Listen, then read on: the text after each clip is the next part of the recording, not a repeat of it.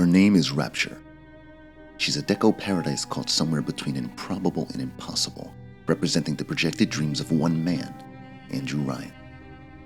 On November 5th, 1946, her doors opened to the best and brightest. Ideological supermen and women hungry to pursue science and art and commerce, unburdened by that nagging voice called morality. As we'll come to see, progress can come easy when there's nothing to stand in its way. But at what cost? Her name is Rapture, and the cost will be her soul.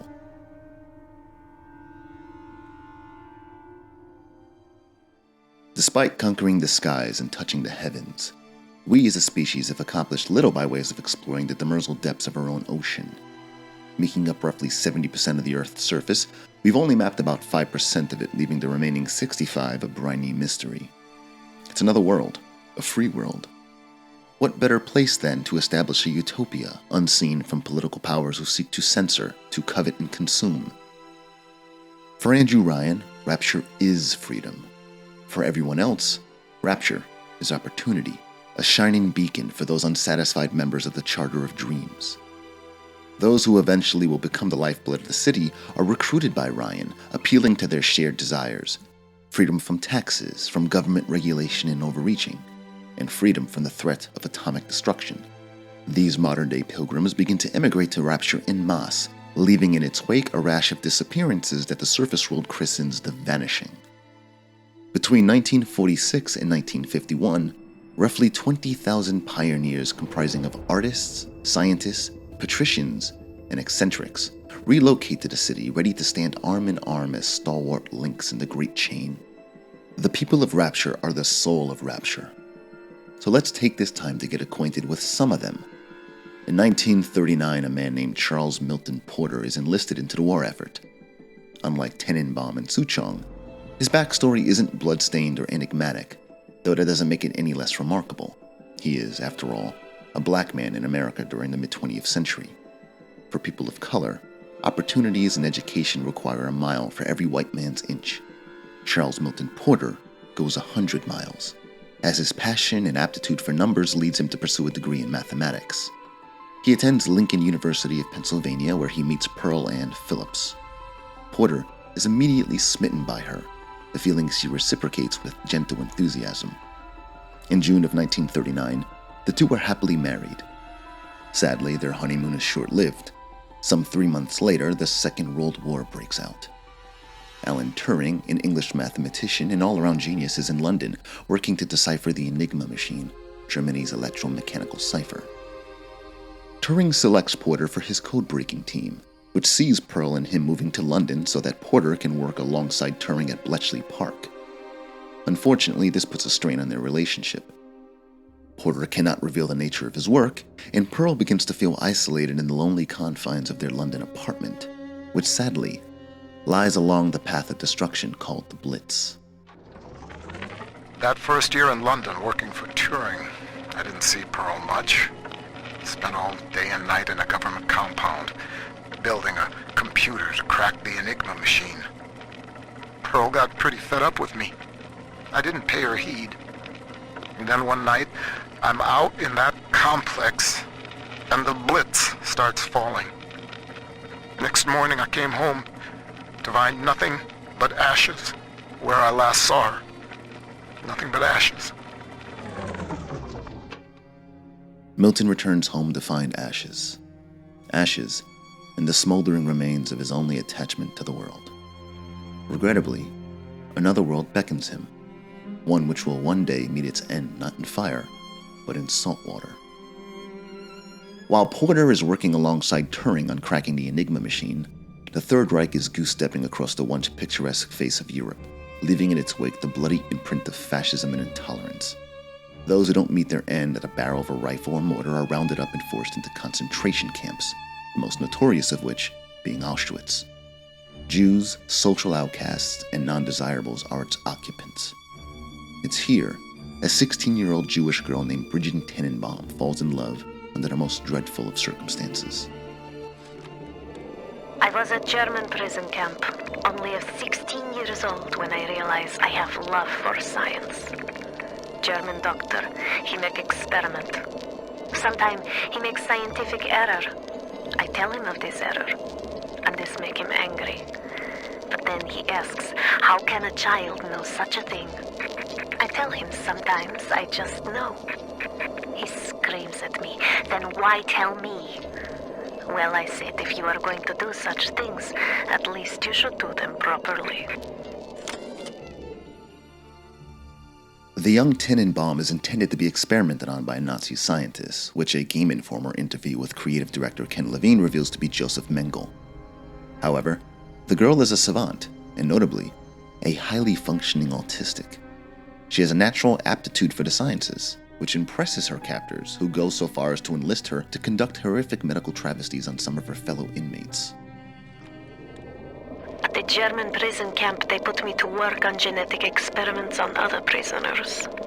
They call me das Wunderkind, the Wonder Child. Germans. All they can talk about is blue eyes and the shape of forehead. All I care about is, why is this one born strong and that one weak? This one smart, that one stupid. All that killing. You think the Germans could have been interested in something useful? Morality plays no role in her actions. It's a trifle little blemish on the surface of her conscience, so easily ignored. No, it's her love for science that propels her, and her desire to understand the genetic blueprint which determines who we are as individuals. It's unknown what befalls her following the end of the Second World War, but it's safe to assume that she makes a name for herself, as Ryan finds her exceptional enough to invite to Rapture. In Japanese-occupied Korea, a little man named Yi Suchong is faced with what would be a moral quandary to anyone else, whether or not to peddle opium in order to fund his experiments. Suchong is an unscrupulous sort, almost certainly absent the day God handed out that little voice we call a conscience. As such, the decision to sell opium comes easy, as his primary clientele are the very oppressors slaughtering his countrymen. Except Suchong doesn't make the decision out of love for his fellow Koreans, but for the most basest of animal instincts, self-preservation. War, a terrible thing. Japanese kill every man in my city, except for Suchong. Suchong have opium. Very good opium. The Japanese spare him, as their love for his product proves to be greater than their desire to kill him. Very good opium indeed. However, Suchong comes under scrutiny by Japanese authorities for his peddling. Rather than face execution, he flees, ending up only God knows where. God, and apparently Andrew Ryan, as he ends up recruiting Suchong for his objectivist utopia. These three will, in time, make big waves in Rapture. But until then, in 1946, Frank Gorlin is still doing what he does best, conning unsuspecting marks out of their livelihood. At some point in time, he swindles a man named Harv Merton out of his bar. It's a cash cow establishment, renowned in the underworld as a den of rumors where unsavory sorts might overhear the right conversations. A bookmaking opportunity here, an unsuspecting grift there. One evening, while working the bar, Gorlin crosses paths with a federal agent, the very same agent who was investigating him once upon a time ago. Luckily for Gorlin, the G-Man's got bigger fish to fry, as he's investigating a certain magnate turned iconoclast. Unluckily for Gorlin, he wants to enlist the help of a con man, one who has his ear to the ground and might overhear the right conversations. The G-Man threatens Gorlin, promising to put the screws on him if he doesn't help obtain info on Ryan's North Atlantic project. Ever the grifter, Gorlin agrees, not out of fear, but curiosity. A mysterious underwater enterprise fueled by the bottomless pockets of America's wealthiest man? How can he resist? Gorlin is a shark, after all. And where do sharks belong, if not in the ocean? He follows a breadcrumb trail of evidence to Ryan's flagship, the Olympian. Putting his talent for acting to work, Gorlin impersonates a federal agent and ultimately learns the truth about the North Atlantic project, about the city under the sea. Gorlin also learns about a smuggler who is supplying Ryan's men with fish. A smuggler named Frank Fontaine. He's the owner of a fishing fleet called Fontaine Fisheries, which recently saw its West Indian route through Cuba permanently redirected northward to Reykjavik.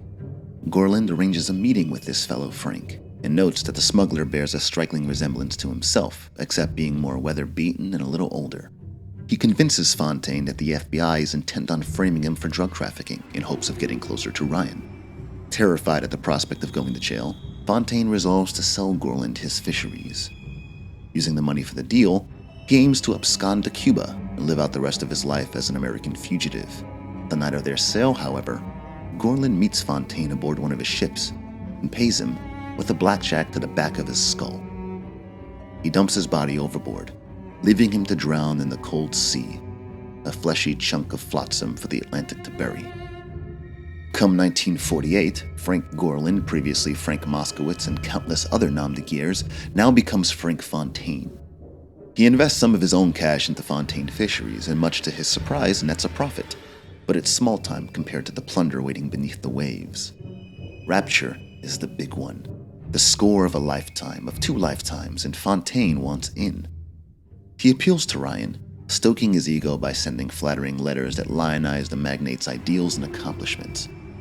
Fontaine talks a big game himself, claiming to have designs for a fishing business that will utilize a fleet of modified submarines, a crackpot notion he muses, but so is Rapture. And so he awaits a response. He doesn't have to wait long. Sullivan, Ryan's chief of security, acting on Ryan's behalf, extends the invite to Fontaine. He of course accepts, bringing with him his most loyal men, the most notable of which is a nondescript little fella named Peach Wilkins. More on him much later. Rapture, while still in its nascency, is a marvel of science and imagination, born of the collective genius of the world's best engineers and scientists. Her heartbeat is powered by Mother Nature herself. The Hephaestus power facility harnesses heat from geothermal vents extracted from the ocean floor and redirects it into the city, providing electricity. Oxygen is produced by the lush forests of Arcadia, a living arboretum created by a scientist named Julie Langford. Transportation comes in the form of a mass transit system, which we'll cover more thoroughly in a bit. Rapture's lifeblood, its citizens, are arriving in throngs. The city is growing rapidly as emigrants arrive via ship, dropped off at a peculiar lighthouse rising tantalizing from the waves. Inside is a bathysphere which descends fathoms below and orientates new arrivals to the world they are soon to join. I am Andrew Ryan, and I'm here to ask you a question. Is a man not entitled to the sweat of his brow? No, says the man in Washington, it belongs to the poor. No, says the man in the Vatican, it belongs to God. No, says the man in Moscow, it belongs to everyone. I rejected those answers. Instead, I chose something different. I chose the impossible. I chose Rapture. A city where the artist would not fear the censor, where the scientist would not be bound by petty morality, where the great would not be constrained by the small. And with the sweat of your brow, Rapture can become your city as well.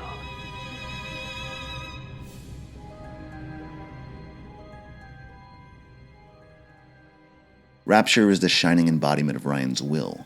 To live there means adhering to what Ryan refers to as the Great Chain, an ever-progressing free market beholden only to the laws of exchange, the laws of supply and demand. I believe in no God, no invisible man in the sky. But there is something more powerful than each of us, a combination of our efforts, a great chain of industry that unites us. But it is only when we struggle in our own interest that the chain pulls society in the right direction. The chain is too powerful and too mysterious for any government to guide. Any man who tells you different either has his hand in your pocket or a pistol to your neck. The Great Chain is the closest thing to a god that Ryan worships, the only higher concept to grace the walls and banners of the city. In the parlance of the magnate, no government nor god can ever be allowed to interfere with the Great Chain, as they would be trouncing on the rights of the individual. Ryan's very reason for plunging into the brine was to escape from the overreaching hands of Uncle Sam. However, escaping God is a little bit trickier. Despite lacking substance or dimension, God can be very real in the hearts of those who believe in him. As such, Freedom of religion is not prohibited in Rapture. Atheism is the official stance of the city, and all immigrants are expected to honor this. As we'll come to see, it certainly won't be the case. Restrictions on worship aside, Rapture affords its citizens many other freedoms. Some are good, some are benign, and some are apathetic towards the common man. For instance, many businesses capitalize on Ryan's liberal ideologies. With no religious bodies to dictate what's right or moral, we find many industrious individuals turning flesh into a commodity. No surprise, really. Prostitution is, after all, the oldest profession. Others, on the other hand, take advantage of Rapture's free market. It's not uncommon to be charged money just to use a public toilet. This is a microcosm of the system, and it's innocuous enough. However, the way capitalism and infrastructure intersect make for the more damning denouncements of this system. The Bioshock Rapture novel makes note of a grocery store owner named Gravenstein, who was competing with a fellow grocer named Shep. Under Ryan's free market system, Shep is able to purchase the only trash collecting service in their neighborhood, and he uses it to try to run Gravenstein out of business by charging him 10 times what he charges everyone else. Gravenstein can't afford to pay, and as a result, his trash begins to pile up in front of his store, the smell of which becomes so repugnant that customers stop shopping there altogether. When Gravenstein goes to Ryan to complain, the magnate's only solution to him is to bring his trash to the dump himself. When the subject of a public trash collection service is broached, Ryan responds on brand by dismissing it as socialism. This is but one example of the type of capitalist gouging that runs rampant in Rapture, but it's far from the worst. Need proof? You need look no further than the drop. While it may appear that Rapture is populated by just capitalist supermen, there actually are blue-collar types residing within. Unfortunately, many of them are floundering in the ramshackle township of Pauper's Drop. Of course, that incredibly unflattering name isn't what it was always known as. Very early on, it was Maintenance Junction 17.